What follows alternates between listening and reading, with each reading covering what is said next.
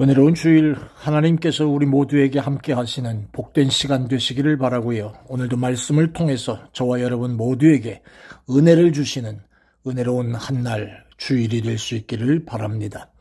오늘은 사도행전 26장 24절로부터 29절에 나오는 말씀을 가지고 우리가 한번 하나님 말씀을 묵상하고 또 하나님 말씀을 통해서 은혜 받는 시간을 갖고자 합니다. 아주 유명한 말 한 가지가 있습니다. 그 말이 뭐냐 하면 이런 내용입니다. 미친 사람이 역사를 이끌어간다. 또 여기서 좀 더 파생된 말이 그 미친 사람이 때로는 역사를 흔들어 놓는다. 이런 말도 있습니다. 예, 그렇습니다. 무엇인가 미친 사람이 역사를 흔들고 역사를 변화시키고 끌고 갑니다. 자동차 연구에 미쳤던 헨리 포드는 남들 다 걸어다니고 마차 타고 다닐 때 그 시절부터 연구가 거듭된 모습 속에 결국은 오늘 우리가 살고 있는 온 세상을 자동차로 덮게 만드는 그런 시작이 됐습니다. 비행기에 미쳤던 라이트 형제가 온 세상을 비행기로 덮도록 만들었습니다. 오늘 본문에 대한 얘기를 가만히 살펴보면 여기도 미친 사람 하나가 나옵니다. 그건 사도 바울과 베스도의 대화 속에서 나오는 단어 한마디입니다. 바울이 전도하다가 유대인들에게 붙잡혔습니다. 그리고 그 앞에서 당당하게 복음을 전합니다.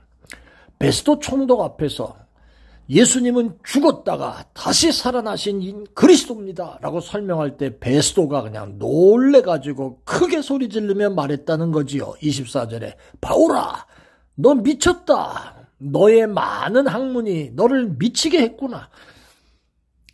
베스도는 로마인으로서 지금 이스라엘의 총독으로 온 지 얼마 안 됐죠.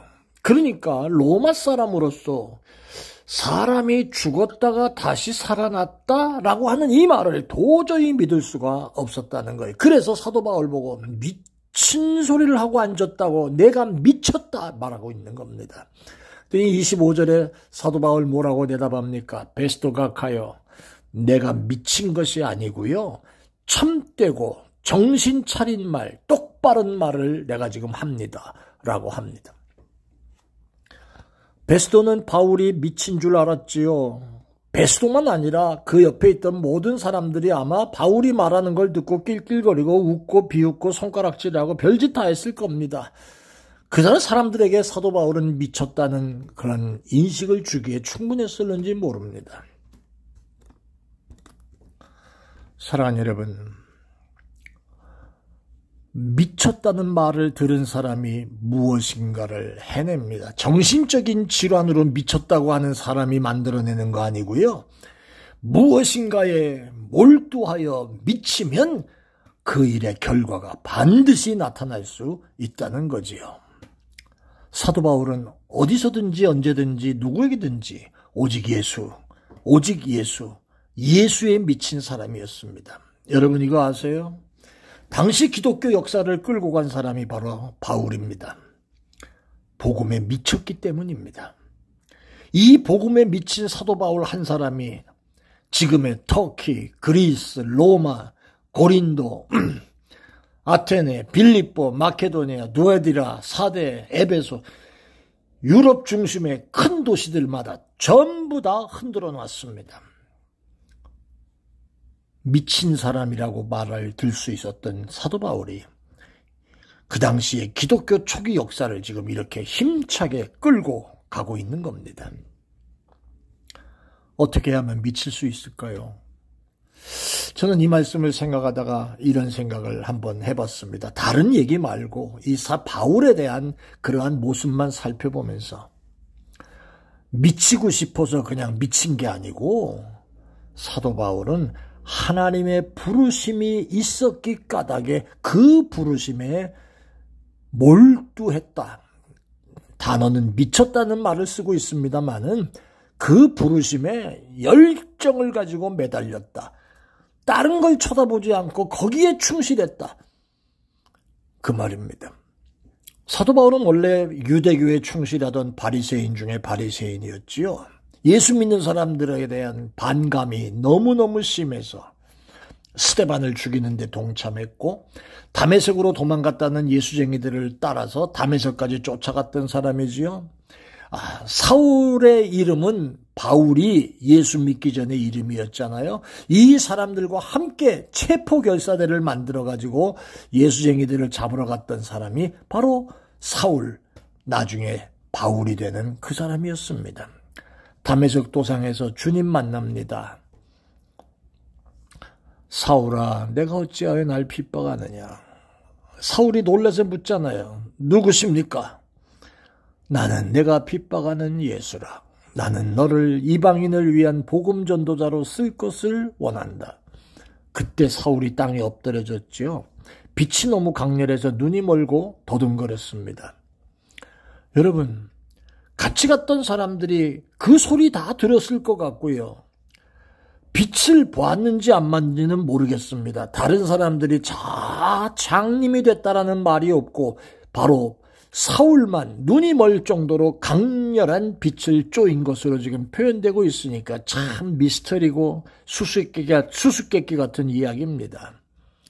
그 경험 이후에부터 사도 바울은 복음에 미쳐서, 예수에 미쳐서, 하나님의 나라에 미쳐서 열정적으로 살아가던 그 사람, 그런 말을 들었던 사람이었습니다.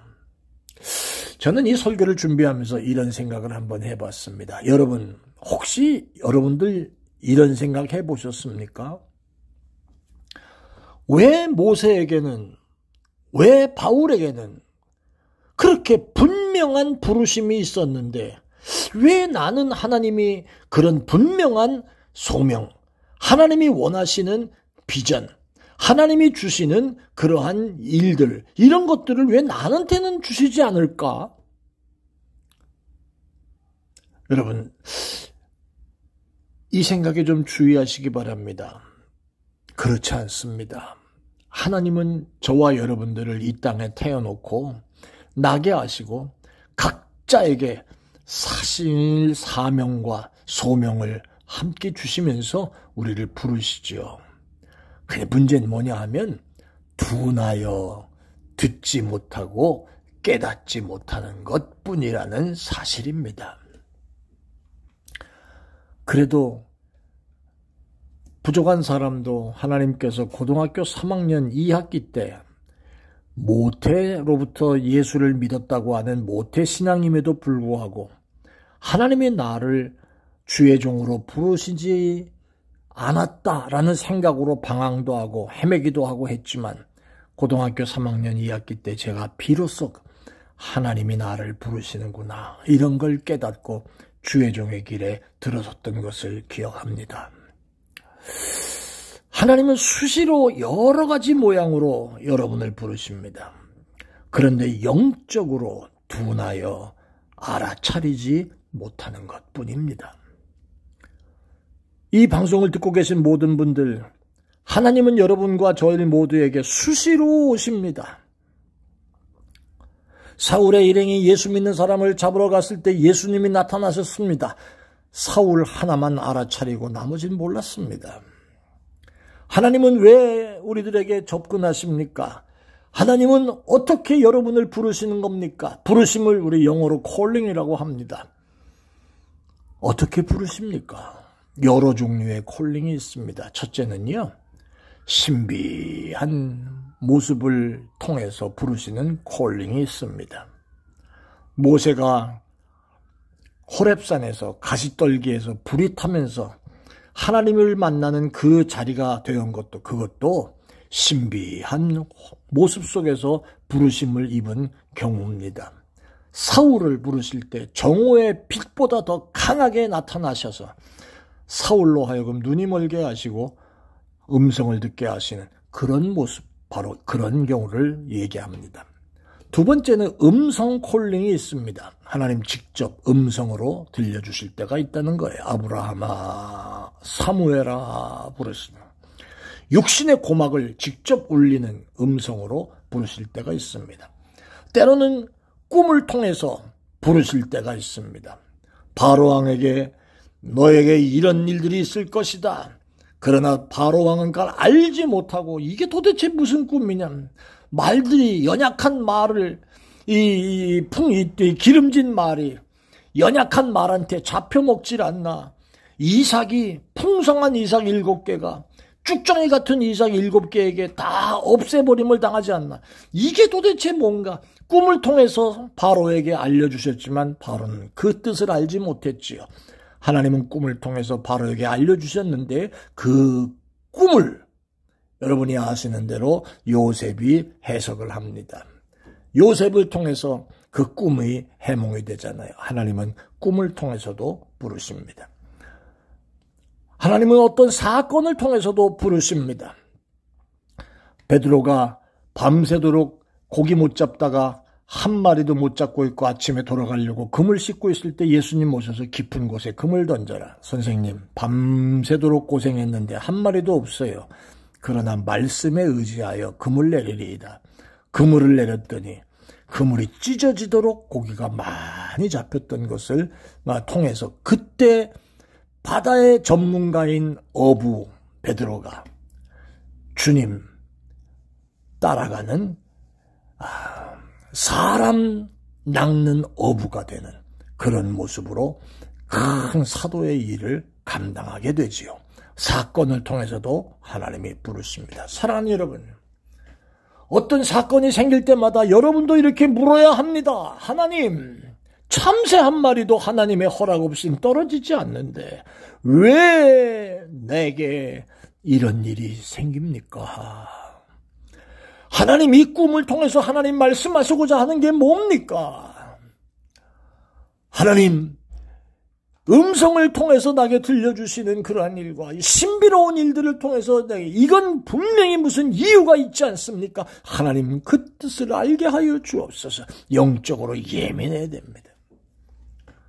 팔자가 어떻고 운명이 어떻고 재수가 있고 없고 운이 나쁘고 이런 거 아닙니다. 하나님은 다양한 걸 통해서 우리에게 사명을 주시고 부르십니다. 그런데 알지 못하는 경우가 있다는 거죠. 저는 오늘 이런 말씀으로 여러분과 함께 말씀을 정리하려고 합니다. 하나님은 우리 모두에게 부르시는 하나님이십니다. 그리고 그 부르심을 내가 깨닫게 될 때 우리가 하나님께 미친 사람의 사도 바울의 모습 같은 열정과 열심으로 감당하는 하나님의 사람이 되어지는 것입니다. 올해도 벌써 7월이 끝이 납니다. 이제 8월부터 또 시작되는 그러한 시기가 벌써 세월이 이렇게 빨리 갑니다. 사랑하는 여러분, 이미 우리가 나이가 들고 연약하다고 할지라도 하나님은 지금도 우리를 부르시는 부르심의 하나님이실지 모릅니다. 평생 하나님 앞에 수고하고 달려왔다고 할지라도 또 오늘도 하나님은 필요한 일이 있으셔서 나를 부르실 수 있습니다. 그 부르심에 응답하면 그 일에 미치게 되고 그 일에 미치게 되면 하나님은 바울같이 역사를 바꾸고 흔들어가는 그러한 주인공으로 만드시는 겁니다. 팔짱 끼고 구경하는 사람은 주인공 될 수 없습니다. 늙었다고 주저앉아 있는 사람은 주인공 될 수 없습니다. 힘들고 싫고 기분 나쁘다고 뒤로 물러가 있는 사람은 엑스트라조차도 할 수가 없습니다. 사랑하는 여러분, 이 말씀을 한번 속으로 따라해 보시고 말씀을 정리하십시다. 부르심을 따르면 미치게 된다. 미치면 하나님의 역사의 주인공이 된다. 아멘. 이 말씀을 기억하고 우리의 숨이 남아있는 그 순간까지는 최선을 다해 달려가는 우리 모두가 될 수 있기를 예수 이름으로 축원합니다. 아멘.